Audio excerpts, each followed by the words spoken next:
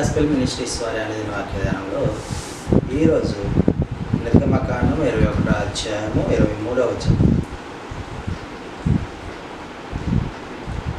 హాని కలిగిన ఎడల నీవు ప్రాణమునకు ప్రాణము,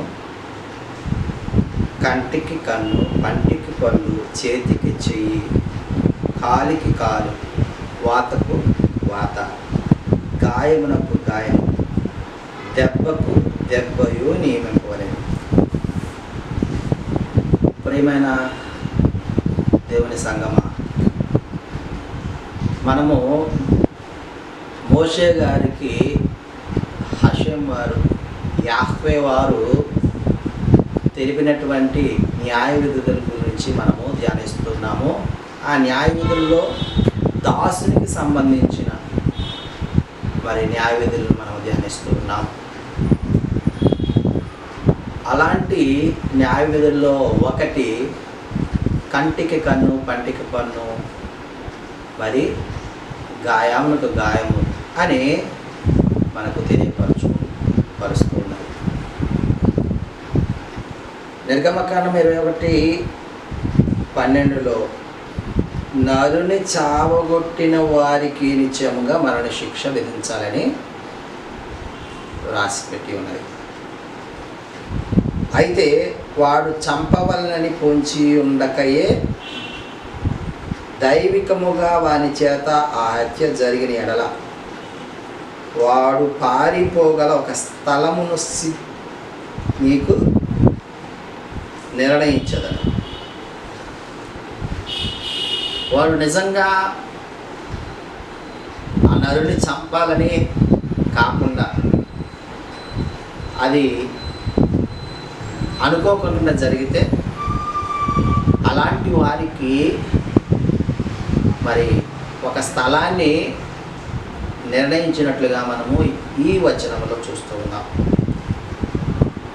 అయితే ఒకడు తన పొరుగువాని మీద దౌర్జన్యముగా వచ్చి కపటముగా చంపలేచిన ఎడల వాడు నా బలిపీఠమును ఆశ్రయించునను వాని లాగివేసి చంపలేను. పొరుగువాని దౌర్జన్యముగా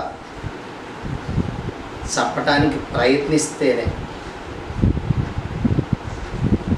అలాంటి వారిని మందిరములకు వచ్చిన అలాంటి వారిని లాగి చంపే ప్రయత్నము చేయాలని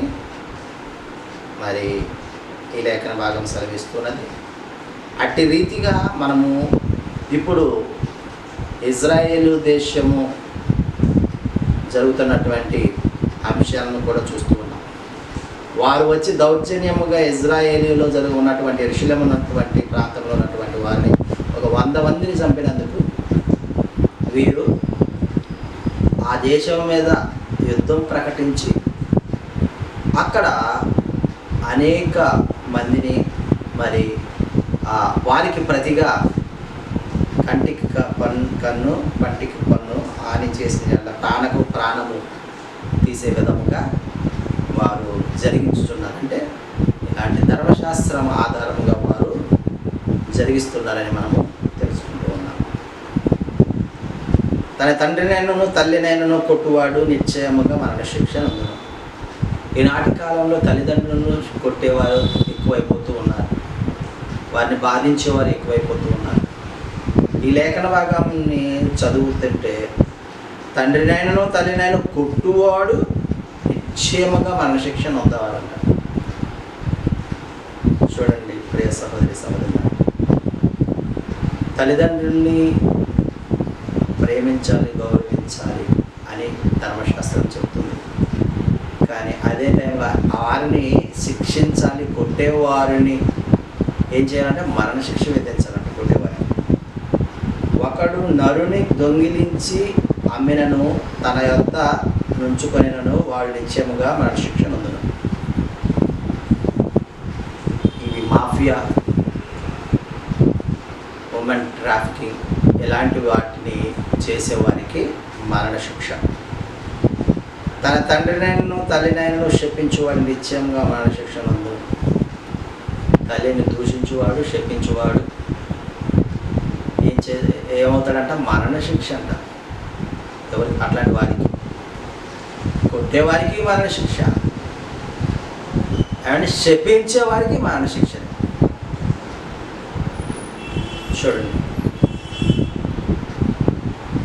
మనుష్యులు పోట్లాడుకొనుచుండగా ఒకడు తన పొరుగు వానిని రాతితోనైనను పిడికిటతోనైనను గుద్దుట వలన వాడు చావక మంచము మీద పడి ఉండి తరువాత లేచి తన చేతికర్రతో బయటికి వెళ్ళి తిరుగుచుండిన ఎడల వాడు కొట్టిన వానికి శిక్ష విధింపబడదు, కానీ అతడు పని చేయలేని కాలమునకు తగిన సొమ్ము ఇచ్చి వాడు అతన్ని పూర్తిగా బాగు చేయకూడదు. ఒకడు తన దాసుడైనను తన దాసినైనను చచ్చునట్లు కర్రతో కొట్టిన ఎడల అతడు నిశ్చయముగా ప్రతిదండన అందును.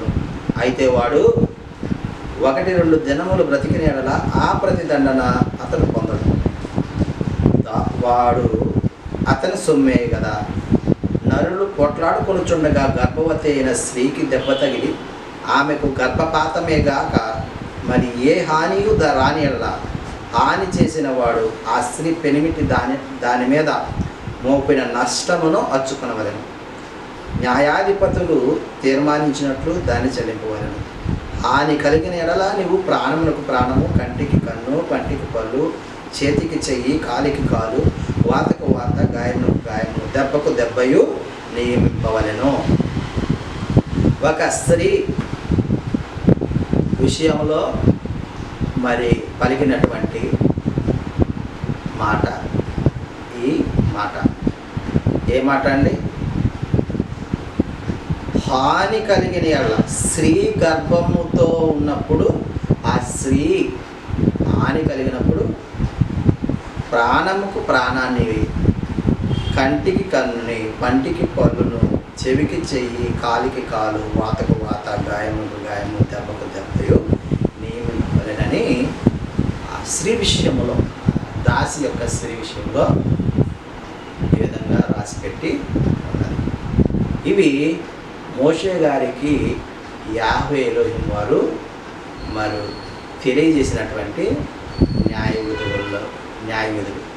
మరి ఈ న్యాయ విధులు మనము కూడా జ్ఞాపకం ఉంచుకొని ఎదుటి వారికి మనము చేయవలసిన వచ్చినప్పుడు అపహారం లేదంటే అపకారం లేదంటే నష్టము వాటిల్ల చేసినప్పుడు మనము ఈ న్యాయము ఏదైతే ఉన్నదో, ధర్మశాస్త్రం ఏదైతే ఉన్నదో, న్యాయ విధులు ఏదైతే ఉన్నదో వాటిని అనుసరంగా మనము వారికి మరి సహాయం చేయడం గాక, లేదంటే వారి అట్లా జరిగించడము గాక.